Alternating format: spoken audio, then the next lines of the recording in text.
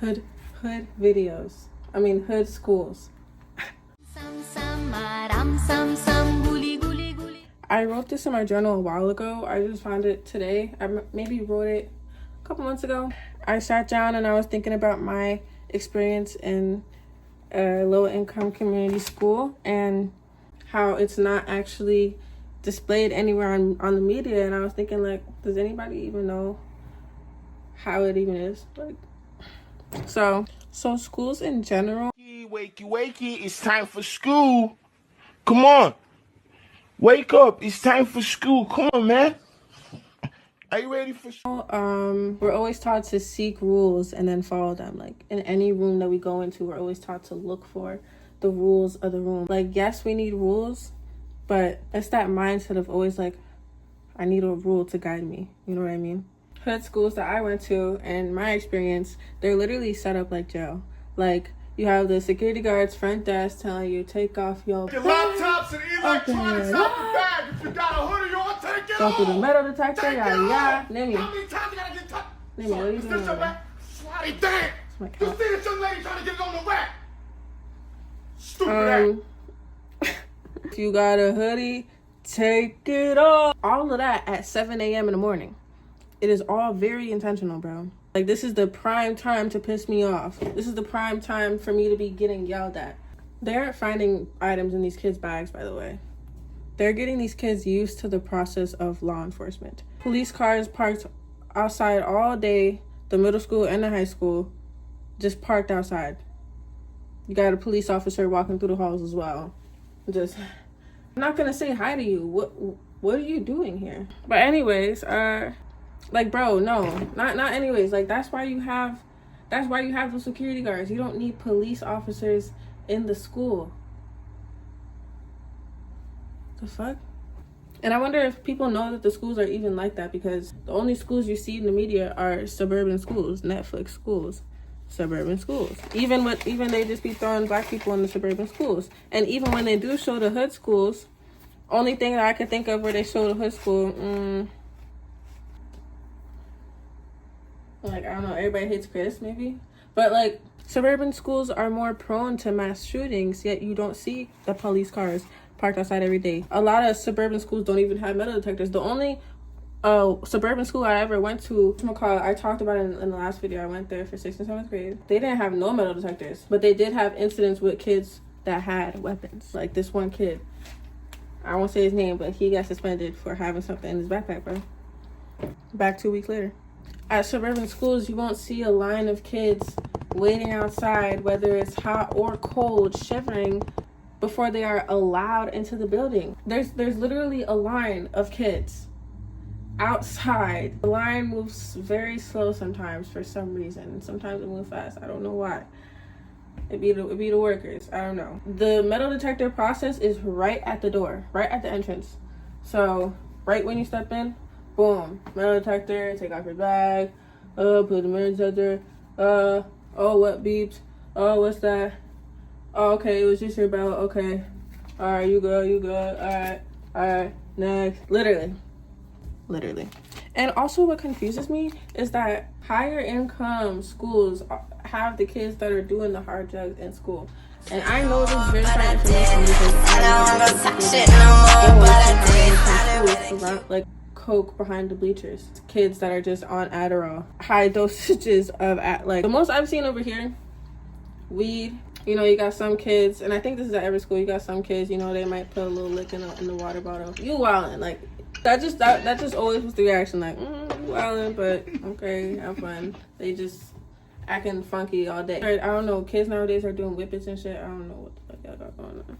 I mean, I'm only 20, so I'm still a kid nowadays. Where am I? Am I a kid nowadays? Stop.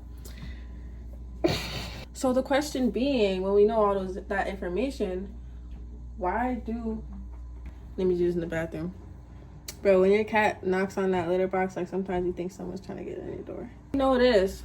Why do hood schools get all of the security if we're not really even on that? The answer is fear and intention. They fear what they think minorities can do and enact policies and behaviors based on predictions and not real life occurrences. They assume the worst out of us.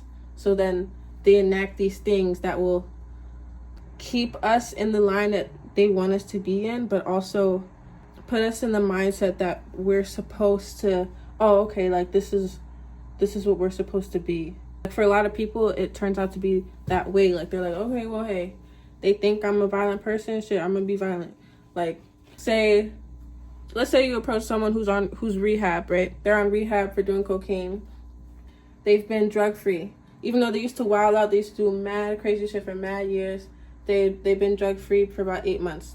The ex-cocaine addict talks to his friend. He's like, hey, yeah, I've been sober for 8 months. His friend's like, nah, you ain't been sober. You still on that shit. He's like, nah, I've been sober for 8 months. I don't do cocaine. Nah, you on that shit. And then this guy's gonna go back. He's gonna be like, well, fuck it. They think I do cocaine. I might as well just do a line with them at this party. Fuck it. They already think I'm a cocaine addict. I might as well just be one. You know what I mean?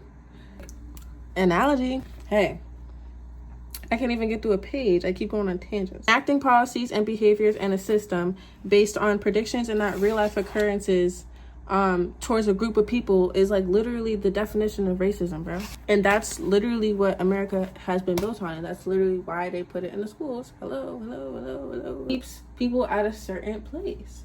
So it kind of reminds me of Hurricane Katrina. They were trying to get out of the town. They were trying to get out of that flooded town and go to the next town where there's actual gas stations, grocery stores, shit like that you need to survive, shelter. And the police, they get ready with all their guns and all their, equipment, and they block off the highway so that they can't get out. Crazy shit. They were literally like, they were treating these starving people as dangerous, wild, fucking rabid animals, literally. The firemen were talking amongst themselves. They were like, yeah, I'm prepared to kill. Like, they were laughing with smiles on their faces. It's literally you're fearing something that isn't real. You're fearing a fantasy, and then you're like acting as if it is real, but it's not. Guys, come on, can you lock in and just think for a second, like, maybe the way I think is a little stupid, Government was not helping with Hurricane Katrina at all, by the way. Hurricane Katrina, they were not helping at all. People were doing marches, like, help Katrina, blah, blah, blah. Like, there was a whole bunch of protests and shit, all that shit, bro. It was not helping. It was mostly Black communities affected, and it's gentrification in those communities now that were affected. Hurricane Katrina is just one example of that fear, that fear and intention. It's installed in our everyday life. Seamlessly. It's the system. It's racism. It's the system. I'll save envy for another video, because that's a whole thing. Matter of fact, each classroom has a different set of rules. Each classroom is like, oh, well, you can use your phone, but don't do this. Or that classroom's like, no, don't use your phone. Put your book bag over there. Put your thing.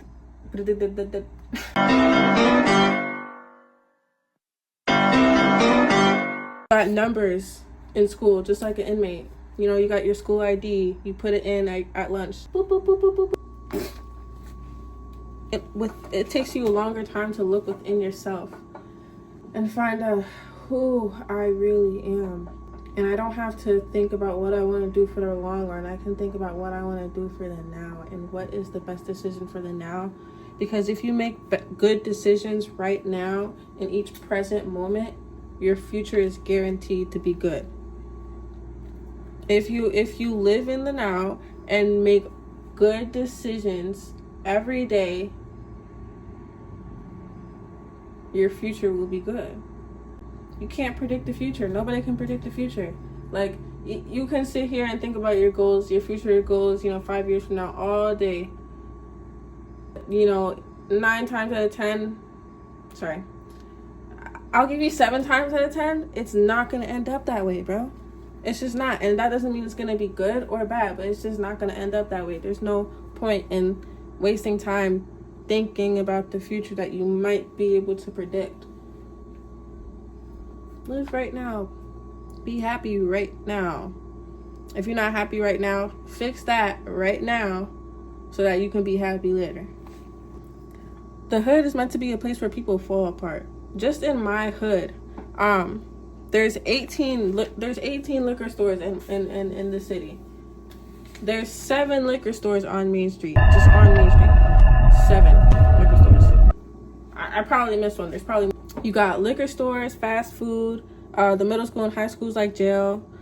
You're expected to graduate school where the food was shit, monitors are yelling all day, little to no field trips, and the field trips are only given to the honors kids sometimes. I was an honors kid for my school years, and I barely got on trips, and there was barely, they didn't really have nothing going on. It was just like I think, what did they do for the honors kid?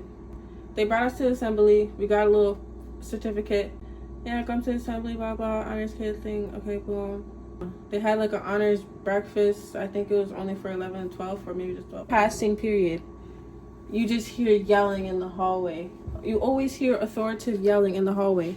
Even if it's quiet. Even if it's a quiet hallway day or a quiet hallway time, you know, everybody's in their classrooms. You're always going to hear authoritative yelling somewhere in the school. Anytime you're going to hear somebody yelling like they mad. The system has in some way affected our family. So we have to go through that at home, then also come to school, focus, and you know, pop out as this self-sufficient, optimistic person who's gonna graduate high school and then vanish off to college with all this motivationistic being that can so easily separate themselves from the last 12 years that they've just experienced. You reach optimism like me, I definitely did, and I try to pass it on too, and we try to... Keyword is some though. Some of us try to pass it on, and it takes more work. It takes work and mental triumph to get there, to get to optimism for anybody who's been through hard times. I'm just talking about hood schools, but for anybody who's been through hard times in their childhood, it takes it takes pain before you see the light. Because you need the darkness to see the light. Ow, ow, ow, my hand, fuck. It's like you have to uncomfortably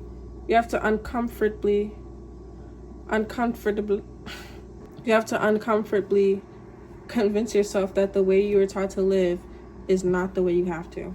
And it's an uncomfortable experience. It's supposed to be. Gotta learn how to trick your brain, like, because your brain doesn't want you to feel nothing uncomfortable. So it's gonna always keep wanting you to do everything that you feel is comfortable.